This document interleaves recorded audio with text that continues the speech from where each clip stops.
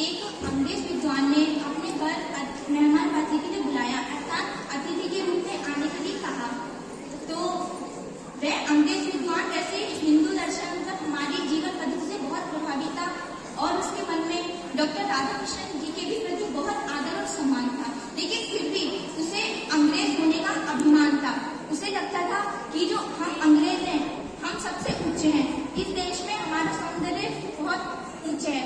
तो फिर जब थोड़ी देर बाद जब राधाकृष्णन जी अंग्रेज विद्वान के घर पे आए तो उन्होंने सादर सत्कार करने के बाद फिर एक विनोद भाव से कहा, अर्थात मतलब मजाक के रूप में उनसे बात कही कि भगवान की हम पर विशेष कृपा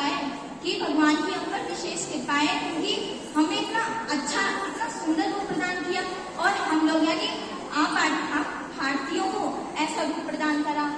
तो इसका ये सुनने के बाद डॉक्टर राधाकृष्णन जी ने बड़ी शालीनता के साथ इसका जवाब दिया कि सृष्टि के निर्माण के समय भगवान रसोई बना रहा था, जो रोटियां कच्ची रही उनके समान आप लोग हैं यानी अंग्रेज, और जो रोटियां अधिक सेकने से जल गई उनके समान निग्रो अर्थात अफ्रीकी लोग हैं, और जो ठीक तरीके से बराबर समता के साथ सेकी गई उनके समान हम भारतीय हैं। तो उसने इसका ये प्रधानाचार्य जी, अतिथिगण, आचार्यगण एवं मेरे प्रिय भैया बहनों, जैसा कि आप सबको पूर्व विदित है कि आज हम शिक्षक दिवस का कार्यक्रम मनाने के लिए एकत्रित हुए हैं। इसी के उपलक्ष्य में मैं आपको एक गीत सुनाना चाहती हूँ। हम सबकी जीवन नैया के आप सहारे हो, हम सबकी जीवन नैया के आप सहारे हो, हे गुरुवर आप हमें भगवान से प्यारे हो, हे गुरुवर आप हमें भगवान से प्यारे हो। कोरे कागज के जैसे तो बनी हमारा था, कर गई खावट जिस पे ज्ञान की किसे सवारा था। कोरे कागज के जैसे तो बनी हमारा था, कर गई खावट जिस पे ज्ञान की किसे सवारा था। सही गलत में अंतर क्या है ये बतलाया था, गर खता तो प्रेम से हमको फिर समझाया था। सच कहती है आप जगत में सबसे प्यारे हो, सच कहते हैं आप जगत में सबसे प्यारे हो, हे गुरुवर आप हमें भगवान से प्यारे हो, हे गुरुवर आप हमें भगवान से प्यारे हो। मुश्किल के जब बादल छाए आप बने रहबर, हर संकट से हमको पारा सीख में देकर। मुश्किल के जब बादल छाए आप बने रहबर, हर संकट से हमको पारा सीख नहीं देकर। दिया आपने सब कुछ हमको कैसे। मेरे जीवन में बहुत योगदान है आपका, मेरे जीवन में बहुत योगदान है आपका। जो कुछ भी है मुझमें वो ज्ञान है आपका, जो कुछ भी है मुझमें वो ज्ञान है आपका। ब्रह्मा विष्णु महेश, ब्रह्मा विष्णु महेश सभी रूप है आप में, ब्रह्मा विष्णु महेश सभी रूप है आप में। इसलिए तो दुनिया में इतना मान है आपका, इसलिए तो दुनिया में इतना मान है आपका। जिंदगी रब ने दी, जिंदगी रब ने दी पर जीना आपने सिखाया, जिंदगी रब ने दी पर जीना आपने सिखाया। पाला माँ बाप ने पर काबिल आपने बनाया, पाला माँ बाप ने पर काबिल आपने बनाया।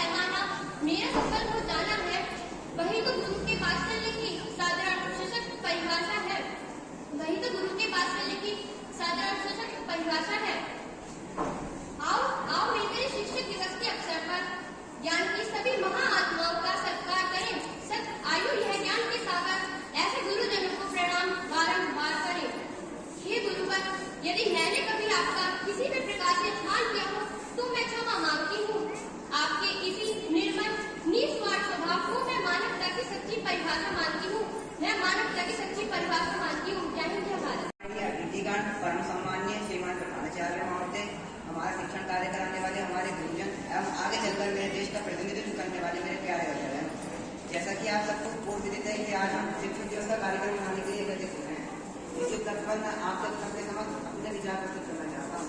सर्वप्रथम मैं 2 पंक्तियां हमारे गुरु जी को प्रणाम करते हुए कहना चाहता हूँ। जो बनाए हमें इंसान और दे सही गलत की पहचान, जो बनाए हमें इंसान और दे सही गलत की पहचान, देश के उन सभी निर्माताओं को मेरा सशक्त प्रणाम, मेरा सशक्त प्रणाम। तो भैया बहनों, जैसा कि हम सब जानते हैं, एक पक्की नींव पर ही एक सुदृढ़ भवन खड़ा किया जा सकता है। ठीक उसी प्रकार गुरु जी का व्यक्ति है जो विद्यार्थी रूपी नींव को पक्का कर उस पर भविष्य में एक सफलता रूपी सुदृढ़ भवन खड़ा करने में सहायता करता है। अर्थात गुरु ही एक विद्यार्थी को सफल व्यक्ति बनाता है। भैया बहनों, जैसे कि आप सभी को पता है कि एक गुरु की भूमिका एक विद्यार्थी के जीवन में अति महत्वपूर्ण होती है। इसीलिए भैया बहनों, हमें अपने गुरुजनों का आज्ञाकारों का सम्मान अवश्य ही करना चाहिए। महोदय, वैसे तो गुरु सम्मान के लिए किसी एक दिन का मोहताज नहीं है, परंतु कई देशों में गुरु के सम्मान के लिए अलग अलग दिन निर्धारित किए गए हैं। इसीलिए भारत में भी 5 सितंबर को शिक्षक दिवस मनाया जाता है। इसी दिन डॉक्टर सर्वपल्ली राधाकृष्णन का जन्म हुआ था और वह शिक्षा के प्रति बहुत जागरूक थे और एक कुशल शिक्षक भी थे। अब मैं हमारे गुरुजनों के लिए 2 पंक्ति और कहना चाहता हूँ। ना तारीफ के शब्दों की है उनको चाहत, ना तारीफ के शब्दों की है उनको चाहत, ना महंगे उपहारों से होती उनकी इबादत, ना महंगे उपहारों से होती उनकी इबादत। उनको तो तभी मिलती है आपकी शांति, उनको तो तभी मिलती है आपकी शांति जब विश्व में फैलती है शिष्य की कांति, जब विश्व में फैलती है शिष्य की कांति। भैया बहनों, अब मैं आप सबको यह बताना चाहता हूँ कि यह बिल्कुल आवश्यक नहीं है कि आप हिंदू धर्म के हैं तो आपके गुरु भी हिंदू धर्म के हो, या आप मुस्लिम धर्म के हैं तो आपके गुरु भी मुस्लिम धर्म के हो, क्योंकि हमारे भारतीय इतिहास में ऐसे अनेक उदाहरण आए हैं। डियर टीचर्स, तो आज हम एक कैंप करने वाले हैं और जिसमें हम बताना चाहते हैं कि क्लासरूम में क्या क्या होता है।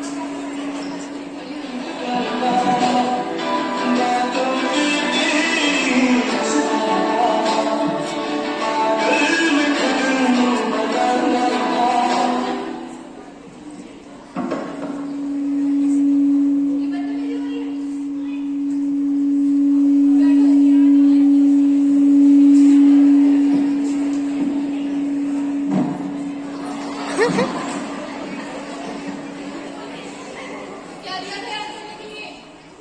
क्या दिया था? क्या दिया था? माइंड तुम खड़ी हो।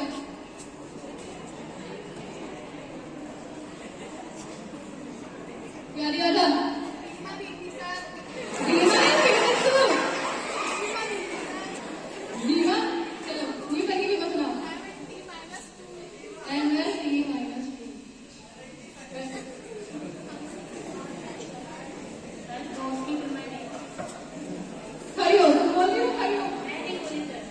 अच्छा कौन बोला था?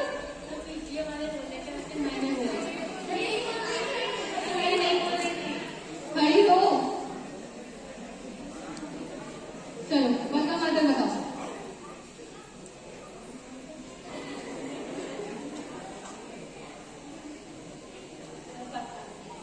अच्छा इतनी आसान चीज भी नहीं पता।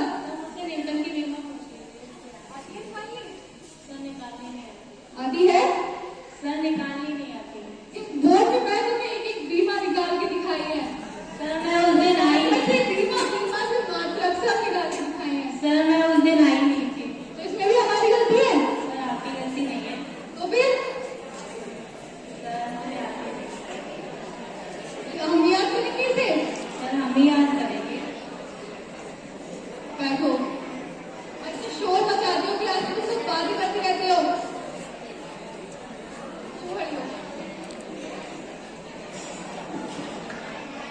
क्या कर रही थी अभी आप? सर कुछ नहीं कर रहे थे। कुछ तो कर रही थी। कुछ नहीं कर रहे थे, शांति से बैठे थे। तुम सुनाओ। चलो बॉस की प्रभा सुना दो।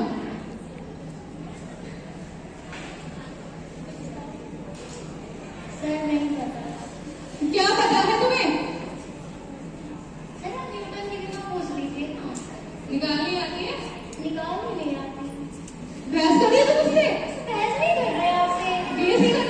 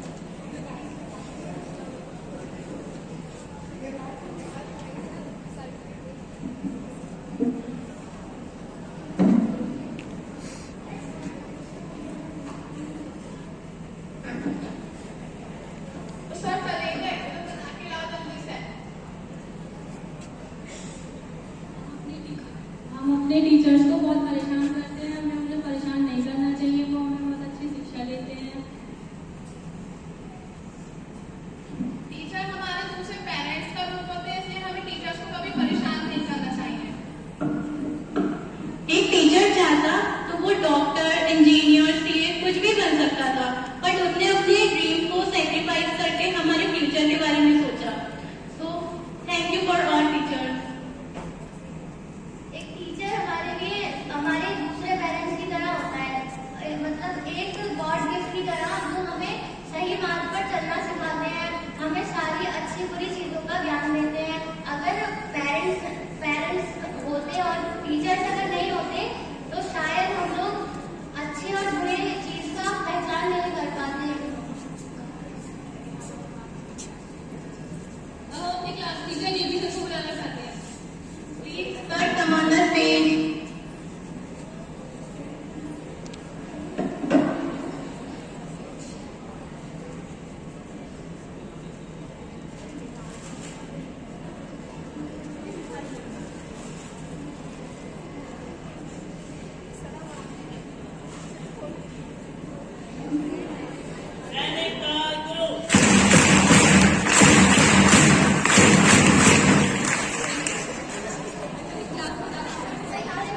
उपस्थित श्रीमान प्रधानाचार्य जी एवं आदरणीय समस्त गुरुजन और मेरे प्रिय भाई बहनों को मैं प्रणाम करता हूँ।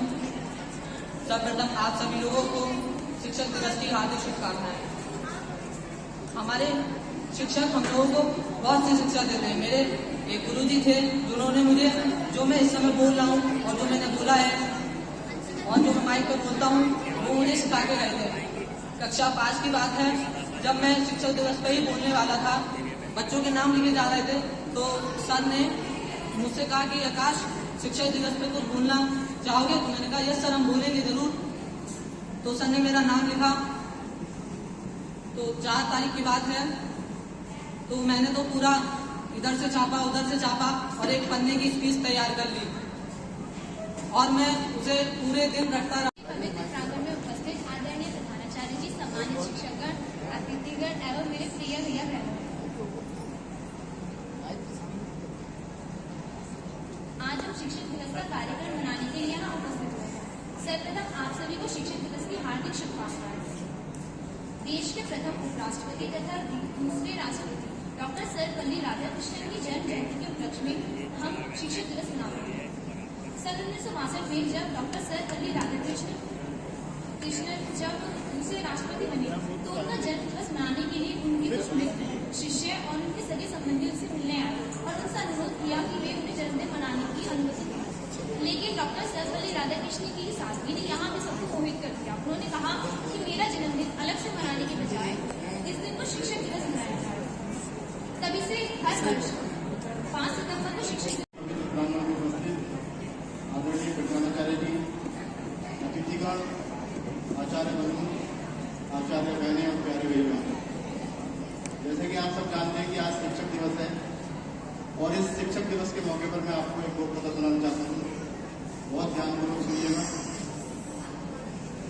बच्चों। ये कहानी एक नंदिनी नाम की अध्यापिका और एक राजू नाम के छात्र की है। रोज की तरह नंदिनी अपनी कक्षा में प्रवेश करती है और उनकी निगाह पीछे बेंच पर बैठे राजू पर पड़ती है। राजू को देखकर उनके चेहरे पर घृणा के भाव उत्पन्न हो गए और नंदिनी जो है वो इस 6ठी कक्षा की क्लास टीचर की थी और हिंदी पढ़ाती थी। उपस्थिति लेने के बाद उन्होंने जानबूझकर राजू को खड़ा किया और उससे जोर से स्वर में बोली, कल जो पढ़ाया था याद है? राजू डर से कांप रहा था और उसने कुछ नहीं कहा। नंदिनी ने फिर दोबारा से तेज स्वर में पूछा, कल जो पढ़ाया था याद है? लेकिन वो अपनी मैडम की ओर टुकुर करके देख रहा था, कुछ नहीं बोला और जमीन की ओर नीचे निगाह करके खड़ा हो गया। नंदिनी ने जब उसे देखा तो उससे कहा कि तुम पीछे जाकर खड़े हो जाओ और वो कोने में जाकर चुपचाप खड़ा हो गया। पूरा पीरियड वो खड़ा रहा। नंदिनी पढ़ाने के बाद जब बच्चों की नोट्सबुक इकट्ठा कर रही थी तो नोट्सबुक लेने के बाद वह खाली पीरियड में स्टाफ रूम में बैठकर नोटबुक चेक कर रही थी। जब राजू की नोटबुक आई तो फिर उनके चेहरे पर अचानक गुस्सा आ गया और वो उसके बारे में सोचने लगी कि कितनी गंदी हैंड राइटिंग है और कोई भी चीज अच्छी नहीं दिखी, उसके बारे में सोचती रही। ना तो खुद साफ सुथरा रहता है और लगता है कभी नहाता भी नहीं है। इतना सोचकर वह अपने स्टाफ रूम में चली गई। कुछ दिनों बाद जब त्रैमासिक परीक्षा का रिजल्ट आया तो राजू प्रत्येक विषय में फेल हो गया। प्रधानाचार्य जी ने नंदिनी को अपने ऑफिस में बुलाया और उनसे पूछा। जैसे ही प्रधानाचार्य ने राजू का नाम लिया, नंदिनी के चेहरे पर गुस्सा आ गया और वो प्रधानाचार्य से बोली, सर ये लड़का बिल्कुल भी पढ़ाई नहीं करता है और ये इस कक्षा में आज ही कैसे गया, पिछली कक्षा कैसे इसने पास कर ली। प्रधानाचार्य जी जो कि एक बहुत ही शांत और सरल स्वभाव के व्यक्ति थे और उसको स्कूल की प्रसिद्धि में उनका विशेष योगदान रहा था, उन्होंने नंदिनी को बड़े प्यार से समझाया और ये कहा कि कोई भी निर्णय लेने से पहले राजू की पिछली रिपोर्ट पर नजर डाल दी जाए। और उन्होंने इतना कहकर राजू के पिछले सारे रिजल्ट उनके सामने रख दिए। नंदिनी ने एक एक करके जब सारे रिजल्ट देखने शुरू किए तो उनके आश्चर्य का ठिकाना नहीं रहा। राजू एक बहुत ही मेधावी छात्र था और प्रत्येक विषय में इतना होशियार और स्कूल की प्रत्येक गतिविधि में सबसे आगे रहने वाला व्यक्ति। नंदिनी के मुंह से कोई स्वर नहीं निकला और प्रधानाचार्य ने कहा कि कुछ दिन पहले, तुम्हारे ज्वाइन करने से कुछ दिन पहले इनकी माता जी का देहांत हो गया था और ये बालक तब से स्वयं अकेले ही तैयार होता है, उल्टे सीधे कपड़े पहनता है और उसके पिताजी भी तब से बीमार रहने लगे हैं। इतना सुनने के बाद नंदिनी वहां से चली गई और उस दिन से ही उसने उस बालक के साथ बहुत ही स्नेहपूर्वक व्यवहार करना शुरू कर दिया और जो दूसरे टीचर थे उनसे भी कहा कि इस बालक की पढ़ाई में हेल्प करें और कुछ ऐसे टीचर का स्नेह पाकर वो बालक फिर से पढ़ाई में धीरे धीरे अच्छा होने लगा और एक दिन जब रिजल्ट का नंबर आया तो वो फिर से अपनी कक्षा में प्रथम आया। प्रधानाचार्य ने नंदिनी को एक बार फिर बुलाया और कहा, नंदिनी वेल डन, जैसी मुझे आशा थी तुमने वैसा ही किया। एक शिक्षक का अगर बच्चे को प्रेम और स्नेह मिल जाए तो वह उसके जीवन को संभाल सकता है। I am proud of you. प्रधानाचार्य जी के मुंह से ये बात सुनकर, अपनी प्रशंसा सुनकर नंदिनी बहुत खुश हुई। कुछ दिनों बाद टीचर्स डे आया और सभी बच्चे टीचर्स के लिए कुछ न कुछ उपहार लेकर आए थे। टीचर्स के बहुत मना करने के बावजूद सभी बच्चे टीचर्स को कुछ न कुछ उपहार दे रहे थे। राजू भी एक पुराने अखबार में लिपटा हुआ एक पैकेट लेकर आया था और सीधे जाकर संकोचवश झिझकते हुए उसने मैडम के हाथों में पैकेट रख दिया और उनके चरण स्पर्श किए और बोला, मैडम ये आपके लिए। कक्षा के बाकी बच्चे हंस रहे थे, कह रहे थे ये क्या पुराना पैकेट लाया है, इसमें कोई पुरानी चीज उठाकर ले आया होगा। और मैडम ने जब वो पैकेट खोला तो उसमें एक पुरानी साड़ी थी और राजू ने कहा कि मैडम ये साड़ी मेरी माँ की है और आपके अंदर से मुझे अपनी माँ जैसी खुशबू आने लगती है, आती है। नंदिनी ने उसको गले लगा लिया और सभी उपहारों में जितने भी उनको टीचर्स डे पर जो भी उपहार मिले थे उनमें वो उपहार उनके लिए सबसे अनमोल था। Thank you. आप अपना सारा ज्ञान हम पर लुटा देते हो, आप इतना सब कैसे कर लेते हो? जब भी हमारे हौसले टूटते हैं तब आपके विचार उम्मीद जगा देते हैं, हमारे हौसले को उड़ान आप देते हो। गुरुजी आप इतना सब कैसे कर लेते हो, कैसे कर लेते हो?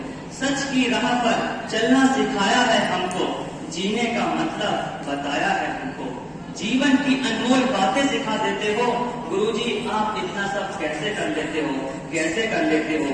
जब हम फेल होते हैं तब तकलीफ हमसे ज्यादा होती है, हमारे सफल होने से खुशी आपको ज्यादा होती है। हम जब राह भटक जाते हैं आप सही राह हमें दिखा देते हो। गुरुजी आप इतना सब कैसे कर लेते हो, कैसे कर लेते हो? हम अपनी गलतियों की माफी मांगते हैं गुरुजी, कभी बताया नहीं आपको हम आपको कितना चाहते हैं गुरुजी। बिना जताए ही गुरुजी, बिना जताए ही आप इतना ज्ञान कैसे दे देते हो? गुरुजी आप इतना सब कैसे कर देते हो? प्रतिदिन हमें हिंदी, इंग्लिश, गणित, विज्ञान, कला सिखाते हो, प्रतिदिन हमारे झगड़ों को सुलझाते हो। गुरुजी आप इतना सब कैसे कर लेते हो, कैसे कर लेते हो? जब भी कोई बात बार बार हम आपसे पूछते हैं, तब भी आप हमें अच्छे से बताते हो। गुरुजी आप इतना सब कैसे कर लेते हो, कैसे कर लेते हो? गुरुजी आप प्रतिदिन माइक संभालते हो, अनुशासन हमें सिखाते हो, वंदना क्रम हमें सिखाते हो, विद्यालय की व्यवस्था बनाते हो, शारीरिक योग हमें कराते हो, छात्र संसद की बैठक चलाते हो, प्रयोगशाला में नए नए प्रयोग सिखाते हो, विद्यालय का प्रचार करते हो, गणित में नए नए सूत्र बताते हो, रसायन में नए नए प्रयोग सिखाते हो। गुरुजी आप इतना सब कैसे कर लेते हो, कैसे कर लेते हो? अपना सारा ज्ञान हम पर लुटा देते हो। गुरुजी आप इतना सब कैसे कर लेते हो? अंत में मैं इतना कहना चाहता हूँ कि गुरुजी आपके लिए मैं अपना गांव छोड़ आया हूँ, आपके लिए अपना परिवार छोड़ आया हूँ। लगा लेना गुरुजी मुझे अपने ज्ञान की बाहों से, आपके लिए मैं अपनी बाहों को तरसता छोड़ आया हूँ, आपके लिए अपनी माँ की बाहों को तरसता छोड़ आया हूँ। जय हिंद, जय भारत। ऊपर की बहनें क्या कर रही है? मैं बहुत देर से देख रहा हूँ